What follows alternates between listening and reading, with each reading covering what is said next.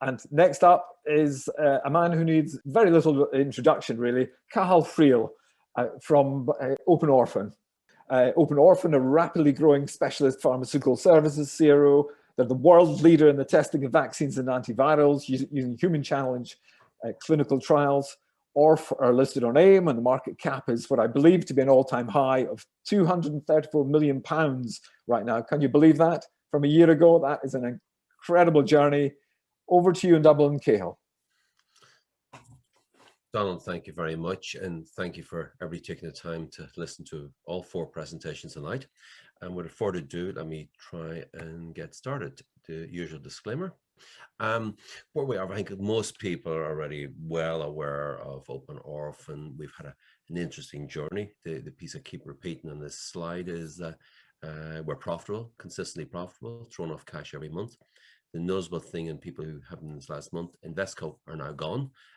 We do have a large range of investors, but they're below the 3% institutions. So people say, oh, where's the big institutions? Unfortunately, when your share price goes up very substantially, institutions generally tend to take profit and move on, but we do still have a lot below that 3%. So I don't want people to feel we don't have institutions. We do have a very loyal retail following, and that's where I'm giving a personal commitment. We will never be raising money again. This business is a services business, the business of making money and handing cash back to shareholders. So we'll talk more about that in a minute. The largest shareholder is myself individually, 6.69%, that's disclosable. And I have stated I would like to try and increase my stake in the weeks and months ahead because I have a lockup. The hard lockup finishes at the end of June and an orderly market for the next 12 months. But I can absolutely assure people I'm not leaving this company anytime soon, and increasing it is what I want to do. We've got lots of cash, and that cash balance is increasing. And the most important thing is we've got 3 non-core assets. I'm going to talk a bit more tonight on them. But the really interesting part, and Donald, I'm going to put my neck in the line. People, it does take a little longer to sometimes run the business, do everything, and sell off the non-core. But I'm putting my neck in the line tonight. Within the month of April, all going well, we'd hope to have 1 announcement, if not 2 announcements about 2 of the 3 non-core. So let's watch that space in the month. If all goes well, at least 1 announcement in April, and hopefully maybe 2, but we'll see. Look, the 3 of them are there on the last page of investor presentation. The 3 is Imutex, the PrepBiopharm stake, and the Repurposed immune modulator. The immune modulator will be bundling some other non-core assets in with that, and that's 3 non-core. The beauty about the immune modulator, we own 100% of some of these ones. Unlike Imutex, we have 49% and Prep 62. It's always easier to deal with things when you own 100% of them. But what I would guide people to see our direction of travel is have a look at EKF and their spin-off renal analytics. That is kind of our ambition. I know our colleagues in the earlier presentation talked about a Nasdaq offering. Renal analytics went to Nasdaq pretty quickly. So one of our spin-outs that we're going to announce in the coming month would have ambitions to get to Nasdaq within 12 months, and renal got to $1 billion pretty quickly. I've said in the last month or 2, I genuinely feel we have a company in our hands that has the ambitions to get to $1 billion.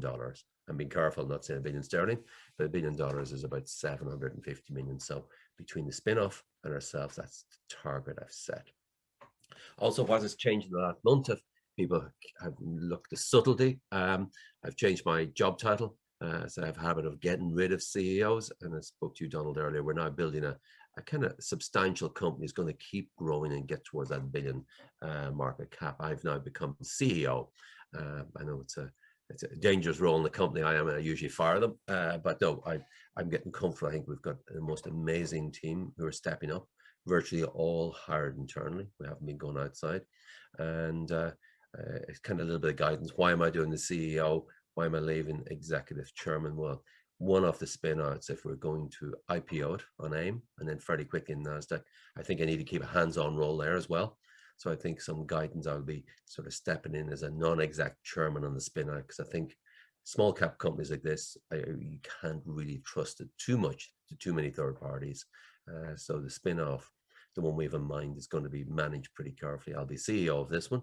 I'll be non-exec chairman of the spin-off. So that's just reassuring people. Anybody who's watching my LinkedIn and seeing my emails, I have adopted that new role. It's no difference. Executive chairman and CEO, it's the same thing. It just gives me a little bit more flexibility to ensure I stay quite involved that spin-off and well and drive it on. So I say in the coming month, definite update in April on at least one, if not two. So Donald, you can hold me accountable to that. Next thing, look, I'm not going to bore people. Everybody knows we've now created a really fast growing, highly profitable. The days of worrying about losses are long gone. That's where we will never be raising money again. And it is handing cash back to our shareholders. So the first of these spin-offs, there's 3 of them. If we do our player cards right in the next 3-4 months, all 3 will be spun off and it'll be handed back through dividend species to our shareholders before the end of the summer. And then comes the interesting proposition, when do we make a cash dividend, maybe later this year. What have we? We've got 3 offices. London office, by far the world leader in the testing of vaccines and antivirals. Paris office, data management biostats.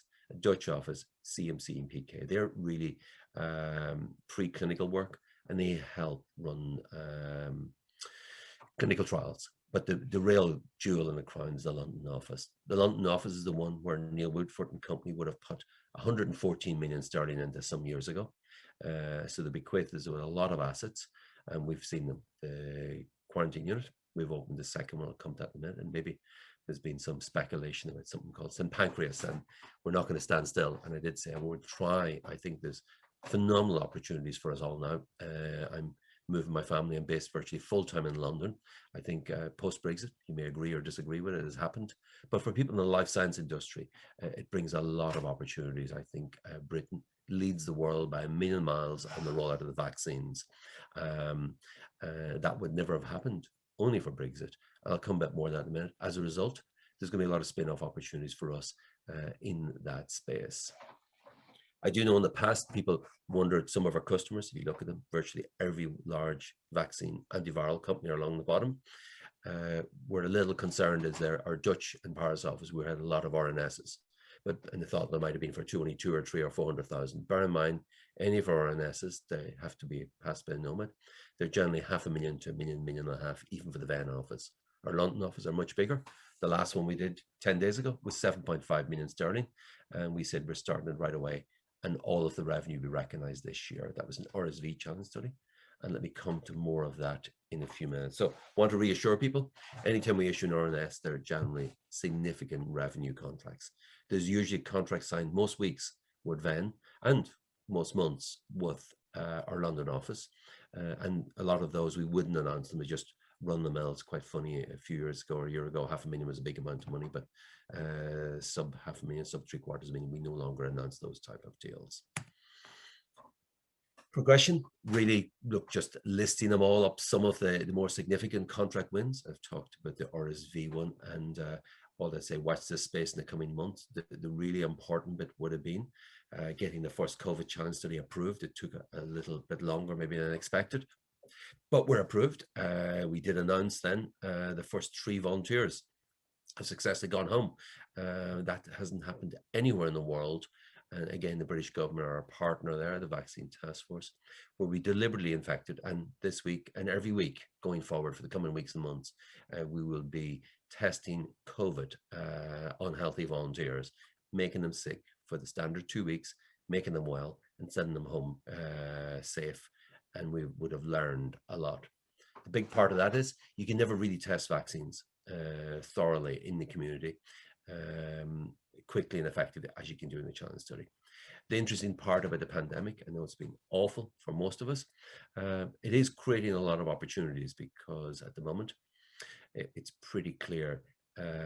Chris Whitty announced last Thursday that the pandemic in his head, as our Chief Medical Director in the United Kingdom, that the pandemic is now more or less over.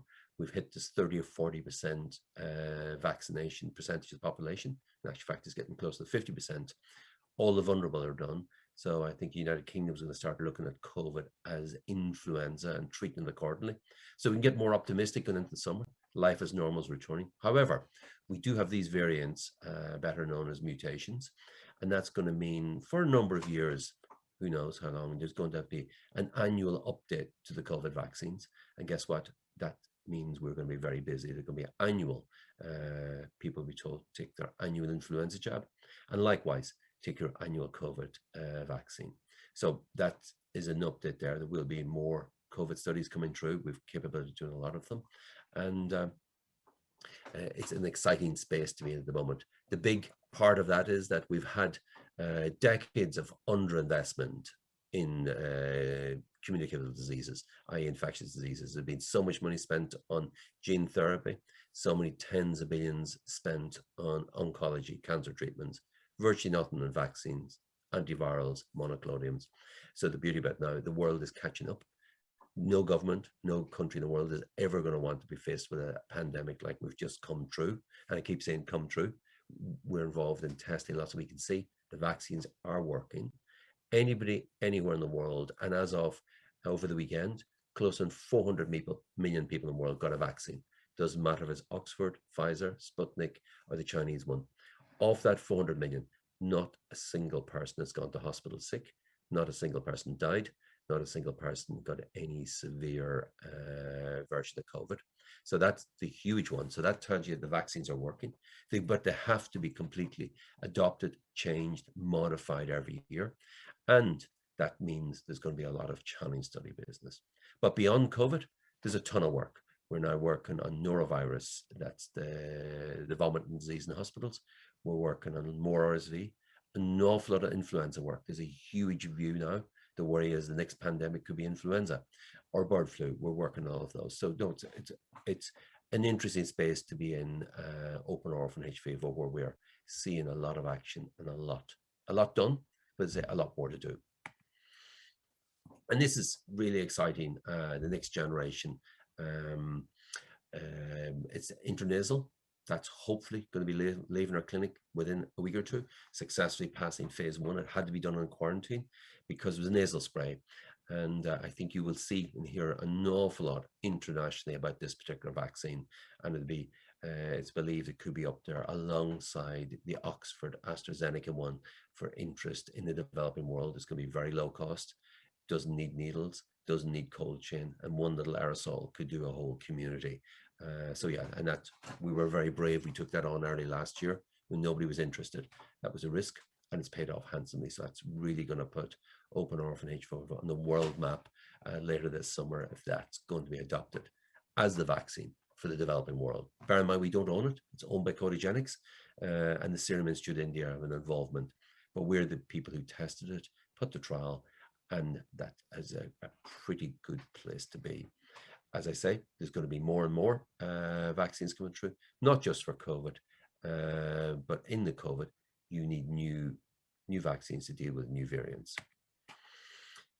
Really importantly, our flu camp, every trial needs lots of volunteers. So again, I've said we're availing. The pandemic has produced a lot of opportunities. We've the Whitechapel Hotel was closed across the road. We converted it. In actual fact, a client paid for the conversion and paid for the first year's rent. So we basically got a free 19-person quarantine clinic we're now filling up. A Manchester screening centre that was lying idle. We've taken over that. Again, we're not building up a big cost base. We're being very careful with money. We're treating the money as our own. It's yours, it's investors, it's mine. So we're very careful. Also, we took over one of the largest Costa coffee shops in London in Whitechapel. It's right beside our building. And we converted it. And that first picture on the left, that's who would have thought that would have looked like Costa Coffee, the one there. It certainly doesn't look like Costa these days. But again, it threw up an opportunity. It closed. Unfortunately, the staff got let go. But we've rehired them. And the beauty about some of these, we're trying to, the poor individuals who worked in some of these facilities, the coffee shops, hotels, now we're actually bringing back the older staff, training them up, and try and give them roles and jobs going forward. Again, that's just a look inside the hotel, the Whitechapel Clinic. It's a 26-bed boutique, and then we've got a 19-bed quarantine clinic. It's literally across the road. Talk about getting lucky. We also have the access to the 11th floor in the Royal Free Hospital. And I think some of the more eagle-eyed of you might have seen something about St. Pancras, another London-based organisation we're now making use of to try and process our burgeoning amount of volunteers we have coming through. Disease in motion, again, I know people are getting impatient, where's our wearables, but that is almost and close now to a standalone business, what we've done there. So rather than rush out, do a quickie deal, we've got 3 non-core assets that will be spin off preference is the public company standalone. Well, hey, here's potentially a fourth public company coming down the track. We don't know yet, but that's watch this space about the whole wearables disease in motion. We have the world's largest database of infectious disease progression data. And my belief is it would be really nice for all shareholders, including myself, to be sitting by Christmas holding a share in a, how would we call it, an infectious disease data business that could be spun off from the parent company. So there could be a fourth non-core asset, and we'll say we will update the market appropriately and accordingly when there's something to say about that potential fourth non-core asset is now basically a standalone business in its own right.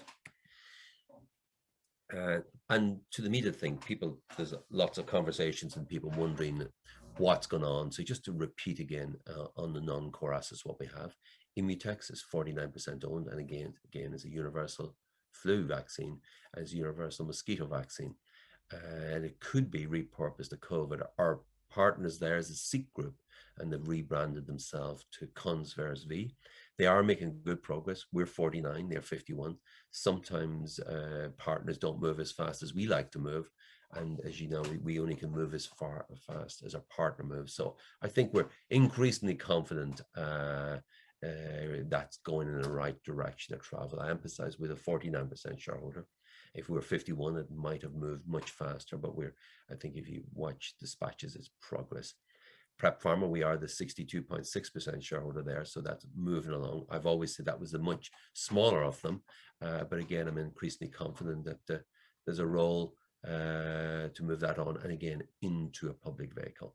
And the big one, the repurposed immune modulator, we're putting in there on that. It's a repurposed immune modulator. Was for arthritis that now certainly looks like it's good for severe influenza and COVID applications. But within that non-core grouping, we're going to put a number of other non-core assets that are in that the company developed years ago when Uncle Neil Woodford put 114 million in. I say we are now purely, Open Orphan is purely a profitable services company, clinical trial company to be precise, and we're the world leader in testing vaccines and antivirals using human challenge studies. So all of these, anything that's product has to be spun off in the product company, because you can't really have product companies sitting beside services. And our plan going forward is keep growing the clinical trial company. We're in a great space, keep building it out, doing joint ventures. We now have, in theory, 3-floor clinics. So the idea would be, rather than rushing abroad, I think the United Kingdom is a fabulous place to do all our expansion and do everything there. We've got now probably the best regulator in the world to approve things, MHRA, and the United Kingdom has an absolute head start. I'm currently back in my home here in Dublin. The kids are home for Easter, but I return to London full time again on Monday. But even in Dublin, people don't realize how far it's behind the United Kingdom. They're barely touching 10% of the population vaccinated, where we know everybody in London, as of Friday, there was over 30 million. And the last time I checked this, 67 million of us in the United Kingdom. So that's over, nudging close over 50%. So that's a great history, a great start. So it's a nice place to be, and how we work going forward. So in conclusion, we're very clearly, we stopped saying operationally profitable in Q4. We're now very clearly profitable every month this year and every year going forward. We're in a good space.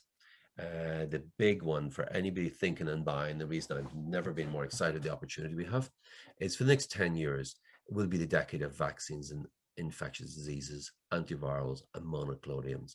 The world does not want to be ever shut down again. I think Chris Whitty said, look, it's been horrible. It's been difficult. So the way to fix that is make sure there's never a pandemic again, is have loads of antivirals, loads of monoclonals, loads of vaccines. And beyond that, we're starting hopefully our first antimicrobial study. That's for antibiotics. So that's where all our challenge studies can be, not just for vaccines, can be done for antibiotics. So the range is extensive. We keep adding to our pipeline of challenge studies, which is very important. We have the disease in motion platform, is now patented. And I'm now making it very clear that in my books, in theory, could be a standalone.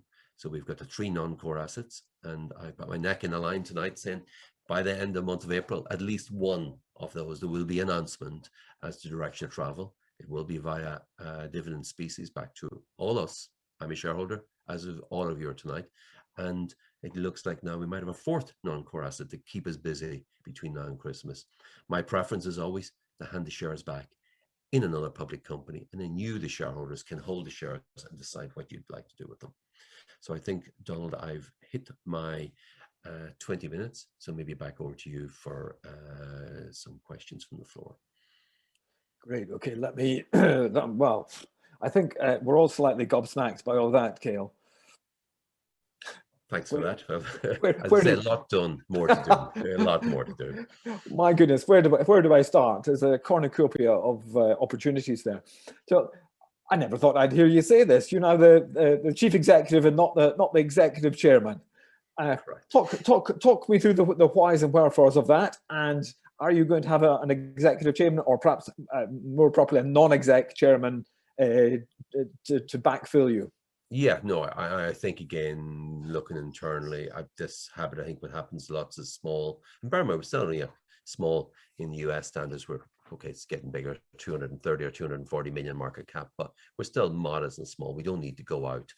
We've got a number of board members who would make a very good non-exec chair. So I think we're at the moment. The reason, the logic is that, look, we're growing the company. It's a grown-up company. Yeah. But at the same time, what I don't want to do is some of these spin-offs, particularly there's one, have a particular, I think we can, and I keep dropping hints, look at what EKF did with renal